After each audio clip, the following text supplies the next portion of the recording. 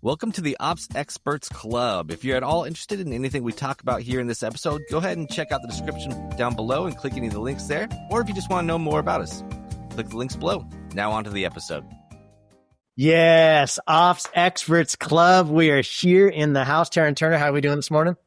Good. How you doing? Excellent. See, your hat is particularly nice today. I really like it. Thank you for wearing that today. Yeah, you're welcome. I wore it for me, not for you. Well, I'm just saying, in so doing, you bless me also, and I just want to say thank you for that. Awesome. Hey, we've got a great guest today I'm really excited about. Our guest today came to me through Joe Johnson from Life Surge. You know, I'm part of their mastermind called the Surge Collective. And Joe introduced this man as his business coach, which if you know Joe Johnson and the weight of the way that they've grown, the trajectory of growth for them over the last 5 years, anybody that Joe Johnson says is his business coach, I'm like, really? And so I leaned in a little bit extra when this gentleman came to speak to us as the collective, and he's become a personal friend. We've got to talk through a couple of things. We've got some crossover in clients, but great-hearted dude. I'm really excited to have him here with us today. So Eric Beck, founder and CEO from Founders Fire and also Total Integration. And I'm excited to have you on the show today. Thanks for joining us. Oh, you're welcome. Thanks for having me, guys. Yeah, absolutely. So Eric, I would love to hear,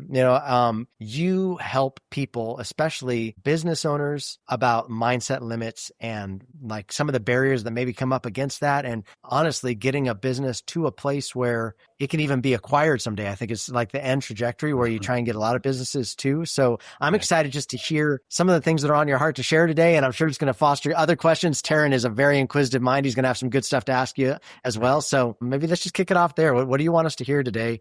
And maybe what do you have to say to our audience? Yeah, well, one of my early mentors in business is a guy named Michael Gerber. And he wrote a book called The E-Myth Revisited. And the revisited part is interesting because the first one was pretty academic and heavy, sort of dense. And then somebody at HarperCollins, I think, got a hold of it and said, okay, let's make this a little more digestible. And it was written back in the 90s. And really his saying was the only reason to start a business is to sell it. And I think that there's some wisdom in that, because if we create a business around a personality and the person is the business, even though it can do quite well, it can only do so with that person. And that model is very hard to scale. And it's certainly not something someone will want to purchase. And so most of what I've done for the last 25 years is help business owners who did not do that. They did not build a business that could live on its own. And so they wind up being either just burned out and they don't make it to year 5. That's 98. But if they're in the 2%, they're kind of miserable and the business owns them instead of the other way around. So that's been a lot of what my work has been about. Yeah, it's fascinating, right? I think a lot of people start their own business thinking, I've got all these great skills that have been benefiting somebody else all these years. I'm going to go out and do this for myself, right? And so they take all these skills they've gained and they go and they start this new business that they know is going to work in their mind because they've seen it work for somebody else. Obviously, there's a bunch of obstacles in that, right? Because that's not as easy as flip the switch. I'm going to go start doing it for myself. There's probably a bunch of things that you underestimated in your last employer as you go out and do it on your own. And I think that's the hero's journey of the entrepreneur, right? Of getting in the mix, figuring all those things out. You punch your way through, like you said, you get to be top, 2% only to be miserable because you're tied to this thing that's really because these were the skills you had over here working for this guy. Now you've made it your skills that are working over here. But how do you translate that into something beyond me, something bigger than me, something, beyond what I do? Maybe will you speak to that a little bit? Because there's a lot of identity in that, right? There's a lot of identity in an entrepreneur saying, I'm going to break away. I'm going to do my own thing. They forge this thing. They make it successful, but now it is pretty tangled in them. And how do they begin to divorce themselves from it being tangled in them? And maybe talk to that a little bit. Yeah, for sure. Well, I think the best business book ever written is the Bible. And so I'll just take us to this entrepreneur who was able to have a lot of breakout success. His competitors came after him viciously, and he wound up being in a wilderness where everything depended on him. The Bible is the best business book ever written. And I think that this entrepreneur who had breakout success, who was viciously pursued by his competitors and wound up being isolated in a wilderness of confusion, I'm talking about Moses. He had a great opportunity with someone who was able to give him some advice. I call this guy the first process consultant, and his name was Jethro. So I'm talking about Exodus 18. Yeah. And what he basically said was, what you did was good starting, but what you're doing now is not good. And you need to understand how to scale decision making. And that's really what I would put out in front of everyone today. It's not about the product. It's not about the customers. It's not about all the different things that people obsess about, ClickFunnels and this thing and that thing. It really is about how do you automate decision making and matching authority with responsibility so that people can own their jobs. It's not just how do I scale the business? It is how do I reinvent business? And part of that means we have to get rid of the idea of jobs. AI is pushing us there anyway. And so what that means is not that there's not going to be work. It's that there's not going to be a job. This is my job. This is my title. This is what I do. Same thing. Open the box, put the battery in, close the box, slide it down the assembly line. That mentality of being a cog in a wheel, and that's your job. People have hated it for 50, 60 years. But that was kind of the thing is we're taking a human and making them do what a machine would do. It's kind of industrial age thinking. And that's gone. It's been gone for 20 years, but it's now obviously falling apart. And so we have the opportunity to create an entirely different mindset, which is about becoming the CEO of your work and seeing a group of owners inside of a business instead of the typical pyramid, sort of hierarchy where everybody just does this one little piece. An entrepreneurial mindset, an innovative mindset that is focused on outcomes is something that we are heading into. And ironically, that's what Jethro was telling Moses all those thousands of years ago is the key. And it was funny, his admonition was, I have something to tell you and God help you. So it's not an easy thing to hear for someone who did what you said, Aaron. They had the entrepreneurial seizure. They ran out there and built this business. They know everything. They're better than everyone else. Everything's about this virtuoso model that they've created. But now it's really starting to come down around their ears. And this is happening at about a 7 million business a year clip, because that silver tsunami of folks who started their small business in the 90s and the 80s, they're aging out and they just cannot sustain a model that depends solely on them. And that's going to be a huge transfer of wealth and a great series of opportunities. With a lot of the clients I work with, one of the key things we see time and time again is they haven't been able to relinquish control of decision making. That's right.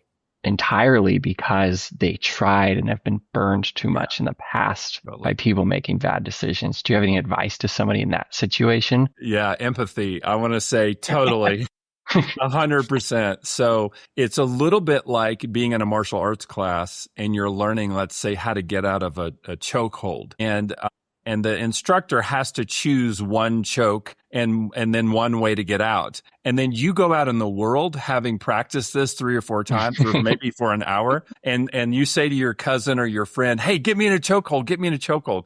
And inevitably they get you in a different chokehold and your escape that you learned doesn't work. And you're like, see, this is terrible. This doesn't work. And that's kind of that idea of delegation, because what they did is they didn't really delegate. What they did is abdicate. They said, here, you take it. And there was no outcomes, parameters, accountabilities. There was probably not even really process or procedure around that responsibility. And they just thought the other person would be like them. And when they mess up, they say what, all parents say to their kids, why would you do that? Kid does something wrong. You're confronting them. The first thing a parent says is like, why would you do that? And it's not a great question, actually. Why questions put people on the defensive, right? Another question that could be much more powerful is walk me through your decision making. And so when we assume other people think like us and then they do something that doesn't make sense, we go to these why questions and it clamps down in a personality battle. And if the leader is not self-aware enough, that battle will only last for so long and that person's going to leave. And if they don't leave, you're just going to get malicious compliance, which is not what we really want anyway. And so really the problem there is that they tried it and they didn't have good technique. They didn't prepare the football field for someone else to play football. So no lines, no rules, no referees, no end zones, no football, just, hey, I can do it. So here you do it. And then they kind of set that person up for a degree of failure, not intentionally, but often that's what happens. And then what they do, as I'm sure you've seen, is they do the rubber band back over to micromanagement. All right, I'm taking it back. It's all about me now, and no one makes any decisions without me, and we'll never do that again. And that's really just as bad a mistake. So the getting burned is totally true. And It's regrettable, but the micromanaging and the clamping down that makes everybody jump ship and keeps the business small and keeps that person under pressure, that also is, so it's kind of like you ran off the road to the right and you overcorrected and ran off the road to the left. Yeah. So good. So good. It reminds me of like even just listening to you talk, because I think it's not even just about the founder, visionary, CEO, entrepreneur, right? It's also about replication, right? Because I think that let's say the Silver Tsunami does find a successor, right? Which the danger would be somebody that traveled with them so long that they just picked up the same idiosyncrasies as their predecessor, right? So it's like, it's not like it's a true, like, good to great scenario, Jim Collins, where it's like, right. I'm building leaders that this business can survive without a personality. It's just that we've shifted into a new personality that was most like the founder's personality, and that's what's going to allow it to be successful. So maybe what would you say? Do you feel like that's what you're talking about when it comes to we're giving the entrepreneur spirit back into the workers' hands, because we're saying it needs to be owned better and it can't be built around personality, and these now need to be, no, what does this business do? How is your mind engaging? How can we practice ownership as a core virtue?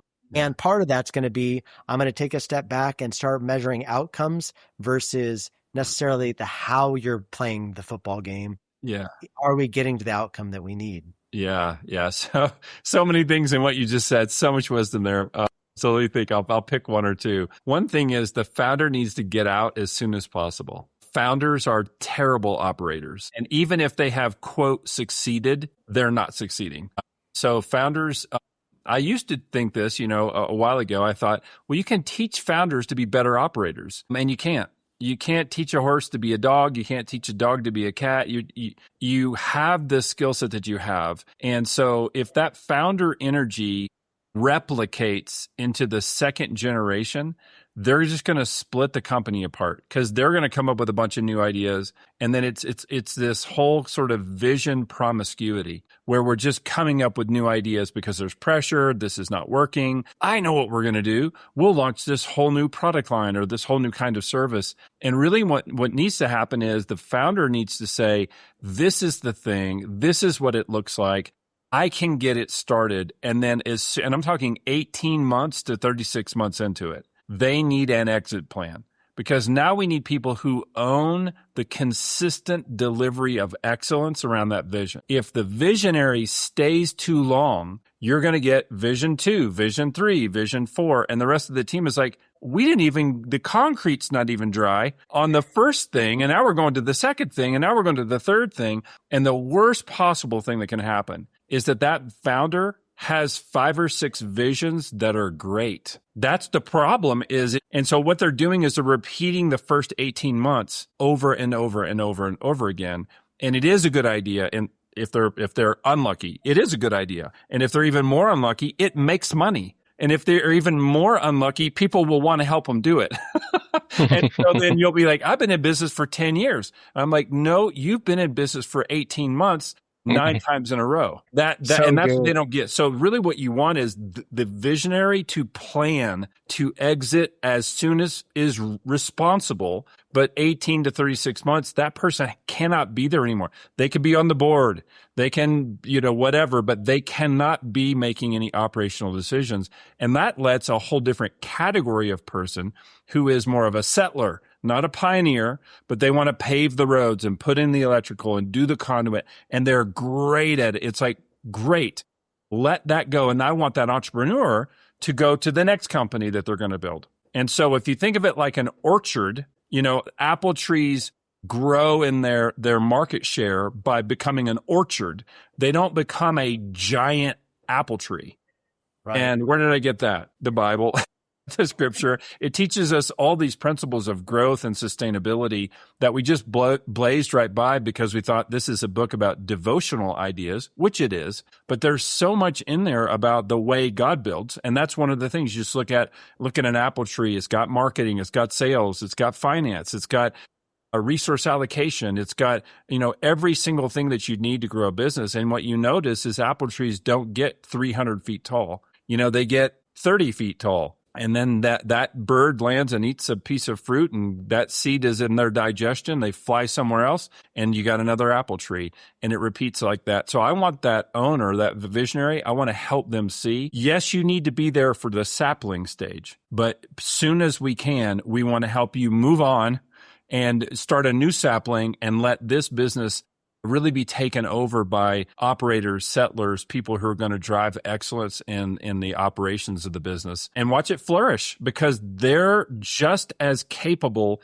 in their skill set as that founder is in his or her skill set. And a lot of times it's looked at as over, under, or better, worse. Visionaries are awesome. Operators are boring. And that is just totally not the case. We one body, many members. Yeah. Man, Taryn, I feel like so much mind blown right there of everything he just said. And I feel like if we could just clip that little soundbite and give it to like 30 of our clients and just be like, hey, will you do me a favor, listeners? I feel like we would save Taryn so much pain. Taryn, I feel like we joke a lot around here, Eric, about pivot, pivot. And I just think it's Taryn, what are your thoughts on that? I think that he just said some amazing gold right there. Yeah, I've just been mentally thinking through how many people I've been working with who are actually building the same business over the last 5 years versus the ones who have been building a new business every 12 to 18 months. And not a lot of them have been building the same business. Well, I think it's incredible to me what Eric's saying. Literally, Eric, that was like revolutionary stuff right there. That, like, I've never heard somebody say it that plainly and clearly. And it was like light bulb click of, oh my gosh, he's right. It's people are building multiple businesses in a business. No wonder there's so much freaking confusion. No wonder there's so much like crazy, like turbulence within the teams. No wonder everybody's so stressed and overwhelmed and the visionary is so frustrated. No, but it's because we're trying to grow multiple businesses all within the scope of one business, and therefore it's frustration. But the thing, Taryn, that I was thinking that he said that's so incredible is you also watch visionaries burn through teams about that cycle too, right? Like about every year to 18 months is when a new team kind of cycles through. And if they had just established that first team for that first business idea, leave it there to germinate, grow, like culture it, eject, push into a new business, this actually could work. It's just right now. And then visionary walks away feeling like they're a terrible leader because they burn through teams when really it's like, no. You just need to be plugged in the right ways. Like you can only live in this economy for this much time because otherwise you're going to blow it up. And so we're going to need to eject you, push you into your next vision idea. That's a new business concept. That's great. Let's go build a new team around it. And then let's push you into the next one. If you keep having visionary ideas, that's awesome. Don't try to make them all live underneath this umbrella because you're going to blow up your own business and feel like a terrible leader instead of it's just you're mispointing where the rocket needs to go. You know? Exactly. It's so funny you ask, what are entrepreneurs most afraid of? And it is not risk. They're afraid of their team.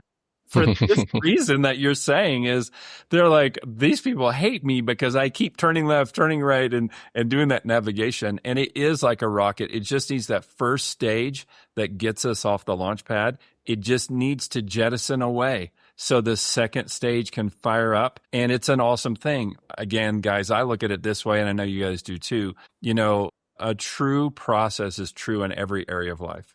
And so this same thing that's true in business is true in any organization, whether it's for-profit or nonprofit, but it's also true in families. And if you're like, how would this apply? It's like, think about how you teach it, you treat a teenager versus how you relate successfully to a 5-year-old, right? It has got to go to a new phase. And if that parent with their 15-year-old is still doing the things they did effectively when it was a 5 or 6-year-old, right? You see all it's the same exact thing. You see there's no transfer of authority, there's no transfer of responsibility, and therefore there's immaturity, there's backbiting, there's, problematic behaviors, all those things.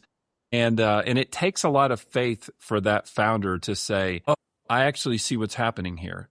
I am a part of this, let's say it's a play. I'm a part of the play for the first 4 scenes. And then I need to exit stage left. And that story has got to evolve. It's not a right-wrong. It's a timing mistake. And I feel like when we see it, then the founders who see this are like, great, I have an 18-month job, not a 7-year job, a 20-year job. It's like, no, 18 months and this is sprint. This is awesome. I love to go fast. here we go. And they're thrilled as the denouement comes and they start to hand that off to that second stage management team that then takes it and leads it and takes it forward. So again, it's the difference between creation and refinement. If I put it in musical terms, it would be the difference between composition and arranging. You know, the Disney "When You Wish Upon a Star" melody, right? If you think of that melody, you could just play it on piano. But somebody to sit down and come up with "When You Wish Upon a Star." They had to like think it up. Okay, that's our visionary. That's our founder. But the arrangers were like orchestra, voice, these instruments, it's violins or it's this or it's that or whatever it is. It's like, remember, if the composer stays too long, they're going to ruin that great melody. That, that melody is the thing, think of your favorite song. Oh, that melody is it. Now the arranging of it and all that really needs to go to somebody else. Yes, there are the Mozarts in the world. There are, but you're not Mozart. I'm not right. Mozart. So if you think, I'm the Mozart, I'm the Beethoven, you're not. It's 1 in a billion. It might be 1 in 8 billion. I don't know. Right. So just don't think that way. If you are, okay, the Lord bless you. But most of us are not. We can come up with a great melody. We need to hand it off to a great orchestrator and then see it become something awesome because we have more melodies in us. And the orchestrators of the world, these are our operations people, our marketing people, our sales people. They want a great melody to work with. So stop mucking with it. Let it be great and let them run with it. I feel like that's a blessing to both sides, the visionary and the operators. Beautiful. Yeah. A question that comes to my mind is, so then would you say in this new philosophy and way of thinking of, because what you just said is very different from the way why most people get into business, right? Sure. So I think that there are two different parties that are at play now, right? The people that are just starting, right? They need to really think about like, what's their trajectory? And then the people that have been doing this for a long time that have burned through a bunch of things that honestly, most of them, and Taryn, you can correct me if you feel I'm wrong. I feel like most of them are barely hanging on still, right? Like they are at their absolute wits end with their own frustration level, the frustration with the team level, like their family's probably suffering a little bit because of it, because they're so frustrated because they're being, like you were saying, encapsulated into a role that they should have exited stage left at scene 4, but now it's scene 24 and they've been living in Groundhog's Day and it hasn't been a pleasant Groundhog's Day for the 20 iterations, right? So I guess my question for you would be, do you feel like the first 12 to 18 months is proof of concept, this is going to make money, are clients out there that will pay for this, and then how tight can we keep that to keep it simple enough to be replicable and handed off? And that's where the founder is like, okay, exit now because I've got an idea that's actually going to begin to challenge this idea or make it into an abnormality that it's like too big of a tree, like you're saying, right? This isn't a 300-foot tree. This is a 30-foot tree. This new idea is going to start compromising the integrity of the simplicity of this idea that's actually successful. So now I'm going to divide out and I'm going to go conquer the next thing and make sure that I've left somebody here that is a settler that's going to be able to establish the SOPs, hand off the right rules, grow it to a spot where it's going to be infrastructurally strong and the most profitable it can be. And I'm going to enter into a new idea. Is that what you would recommend as like, this is the new script we're playing through for a brand new entrepreneur starting, and also the 24-year vet that's like, oh my gosh, I'm going to lose my mind if I go one more time around, right? So yes, I would say yes, and we need a map. That's the most important thing is a map, because if we have a map, we're oriented and we can focus our actions. Without the map, we're going to wander around, go back to Moses in the wilderness, 40 years to take a 1-year journey. And so you had said earlier, hey, Eric, if you have a resource, mention it. I would direct everybody to foundersflagship.com, because that is a resource that we've built, we've been using for about 15 years to help people at all stages, pre-launch, early stage, mid stage, late stage, I want to get out immediately stage, wherever you're at in those 4 chapters, to really create a map that's going to say, okay, what are the systems I need? How well do they need to perform, or are they going to perform? And what is the level of integration here? Not every business is the same. A service model is a different model than a product model, than an IP model, than a virtuoso model. They're all different models, and we don't need to take one and make it the other. So we need a degree of customization about what is necessary. And I think what we want to look for is, if I'm pre-business, you're right, it's proof of concept. Will people pay the price I'm charging for this? Do people need it? What is the market telling me, and how can I respond very quickly? And understanding there is a roadmap for that. That does not have to be chaos. And serial entrepreneurs, they know there is a very strict roadmap. It is not about possibility. It's not about what could be true. It's about probability. So my advice to the entrepreneur is, stop thinking about what's possible. Start thinking about what's probable. Probable pays for possible. Possible comes later. Don't start with possible. Start with probable. If you start with possible, you're betting that you're Mozart, and that's great for all of our egos. But Right.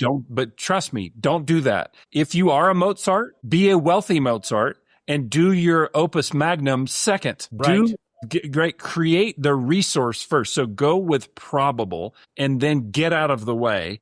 Now you have resource and time and probably relationships to go with the amazing possibility. If you're not Mozart, which is most of us, go from probable to probable to probable to probable. That's your serial entrepreneur. And that takes a roadmap that lets you know how to start, how to get ready to hand it off. Once it's being handed off, how can you sleep well at night? Because we're not talking about just take your hands off the steering wheel and hope it all goes okay. We need a series of leave behind systems that do include decision-making, anchor activities, a lot of those things. So I would say, like, the place to really kind of get clear, and that's really the key, is clarity is always about simplifying and refinement. I love the idea that discipline is the removal of that which is unnecessary. So think of it like a sculpture. We're removing, and then Michelangelo has his David. But it's because we're taking away. The human nature is to be additive.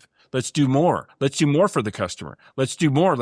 And what we wind up doing is confusing the customer. It's not clear what the value is. It's not clear what I'm supposed to do. Think of the fast food menu, maybe 30 years ago, where it's like 90 items. And then somebody was like, you know what? Happy Meal. Let's consolidate this. I'm going to go to Wendy's and get number 7 with mayonnaise only. Like, let's consolidate. Let's simplify. So again, this idea of over-serving or overproducing is one of the things that gets in the way. And that's what a map will help us avoid. The map makes things simpler and clearer. And that's what I say to my clients. And that's what I've seen work most effectively. So good. So good, Eric. Like, all that is such good content, man. I feel like we could live in that for days. So you've done this over and over, for businesses, right? You've been doing this for 25 years, something like that, right? That's right.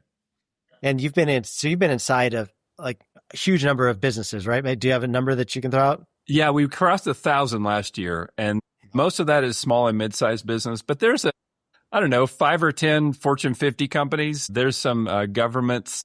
There's the Department of Education for Florida. The California Army National Guard. There's some very large churches, Gateway Church in Dallas. So it's I've been able to put this little machine into different waters and see, what happens. And it's been a wonderful learning journey. And, you start off and you're on a process of discovery yourself, like all of us are. No one has all the answers.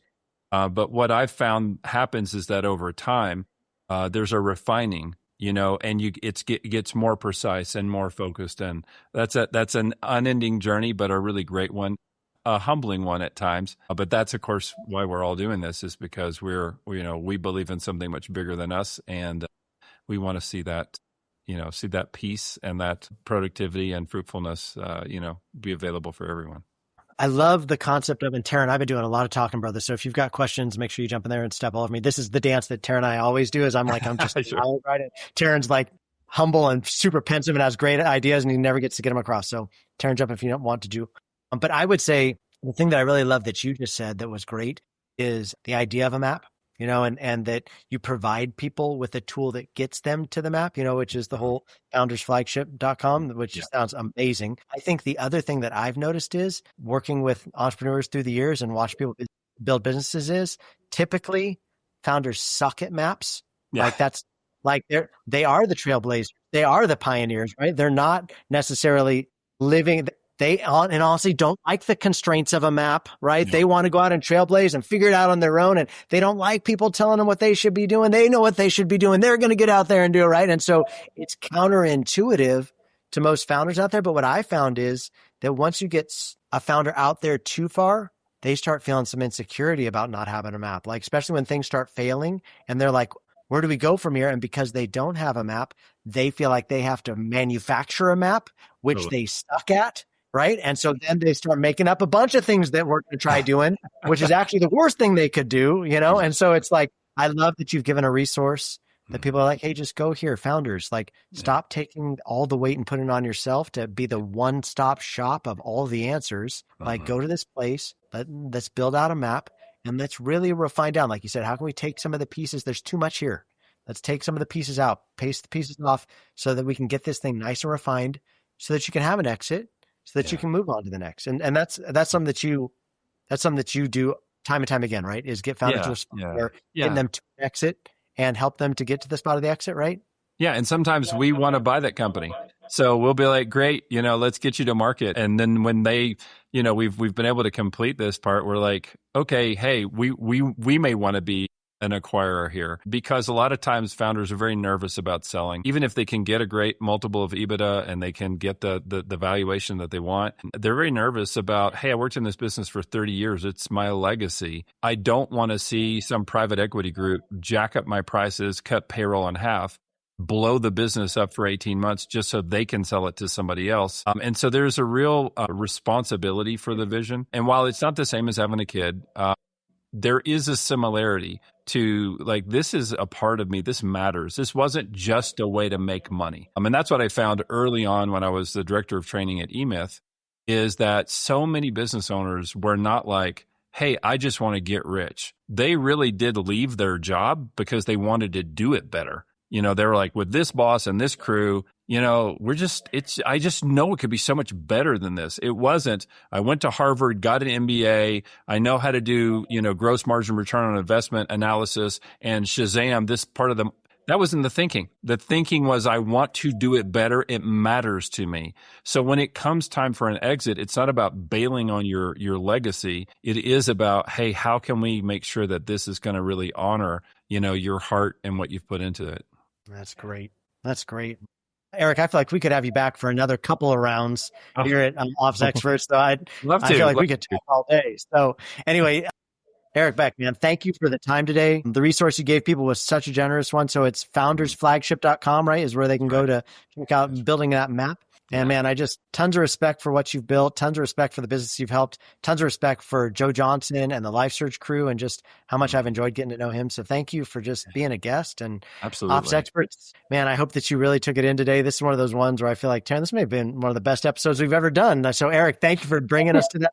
Taryn, any closing thoughts as we wind out the show? No, I really appreciate it. Yeah, awesome. So Ops Experts, thanks for joining us. Thanks for being here. We'll see you same place, same time next week. Eric, have a great day. Thanks so much, my man. You too. Thanks, guys.